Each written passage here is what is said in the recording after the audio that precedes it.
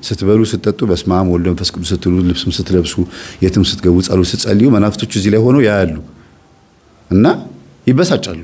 ለምሳሌ ምግብ ስትበሉ በስመ አብ ብላችሁ የምትበሉ ከሆነ ወይኔ በፊት እኮ በስመ አብ ሳይል ሲበላ አብረን ነበር የምንበላው ብለው ይቆጫሉ፣ ይናደዳሉ።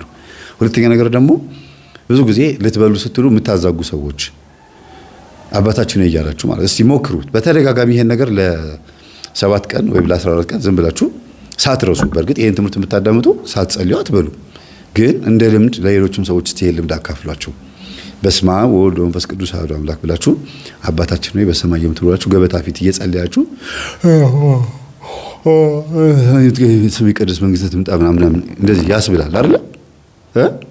በሰላም ቅዱስ ገብርኤል ምናምን ቆይቶ ሰላም ለኪ ሰላም ለኪ ብርንታንቲ ማለት ምናምን እንደዚህ ያስብላል።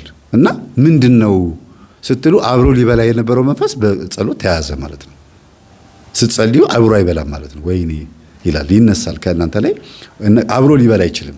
ምግቡም ይስማማችኋል፣ ጨጓራ በሽታም አይሆንም።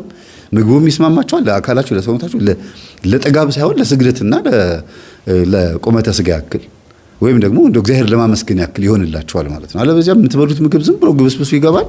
ፊታችሁ ቆንጆ ሆኖ አምሮበታል፣ ነፍሳችሁ ደግሞ ጥቁር ሆናለች።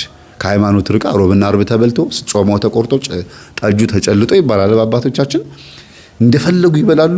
የሚገርም ሲዩት የሆነ ከረባትና ሱፍ ያደርጋሉ። የሚያማምር ልብስ ይለብሳሉ። ድንቡሽቡሽ ብሎ የሚያማምሩ ወንዶች አይታቸው፣ ሴቶች ደግሞ ቆንጆ የሚያማምሩ አለባበስ ሴክሬታሪ ቆንጆ ቀሚስ ያደርጋሉ።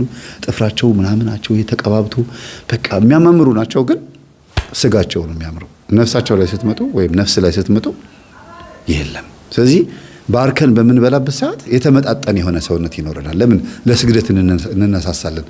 ውፍረታችንም ከመጠን በላይ አይሆንም። አያችሁ። ስለዚህ የራሱን የቻለ ስግደት ትልቅ ጥቅም አለው። ጸሎት ትልቅ ጥቅም አለው። ባርኮ መብላት ትልቅ ጥቅም አለው።